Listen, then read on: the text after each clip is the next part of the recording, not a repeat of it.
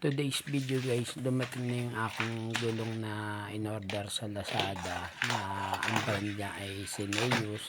At saka meron akong nabili na mags ng Honda Click version 3. Kasi ang aking Honda Click ay version 2, i-convert ko sa version 3. Tapos sakto nga dumating na rin itong ating parcel from Lazada na ang size niya ay 80-80-14. Ang brand ay Sineus.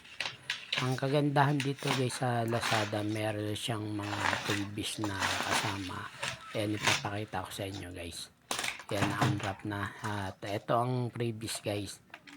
Isang tire sealant at saka isang pito na pang tubeless. Yan, stainless na rin ng pito dyan guys, kaya maganda. Tapos meron na rin print na tire sealant. Kaya after ko siyang makakabit ayan guys, nagpalit tayo ng mags ng version 3 aras ng ating tropa na si Monde. Yan ang dyan ko na din i-adjust natin yung preno. I-adjust yung preno. Yung ating mags version 3, yun no, ma-sprayan na rin ng pang ilalim natin, ibang kailaliman. Ayan, para maging malinis na rin kapag ng baklas na rin yung pang ilalim na para yung kasulak-sulukan yung ma-sprayan na rin. Pressure wash ko na.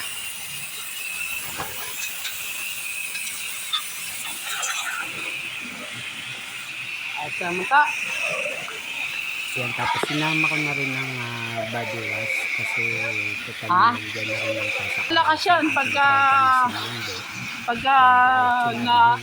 wala kalikabok. Pati kaya nga binuksan ko yung pati yung drum brake ko. Ha?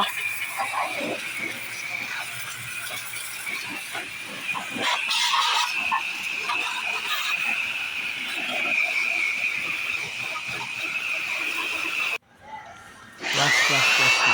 Tapos after nun, ayan, blinawak ko na rin para tuyo ang drum brake na version 3. Yung sa mga nagtatanong nga pala, ang aking Honda Click ay 2019 version 2. Pero still talagang sobrang kanina pa rin PC kasi well maintained siya at saka alaga talaga.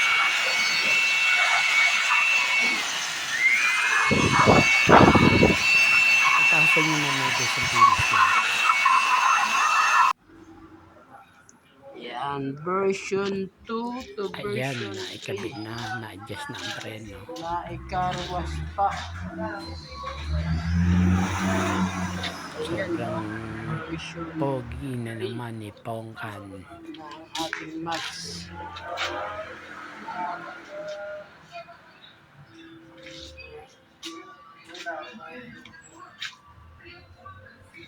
Parinig ko rin sa inyo guys, paanda rin ko ang makina dyan na talagang sobrang tahimik niya pa sa loob ng 6 years kasi well maintain niya sa chainsaw. Ayan, pinaandar ko na siya guys, tignan nyo, tahimik ang makina niyan.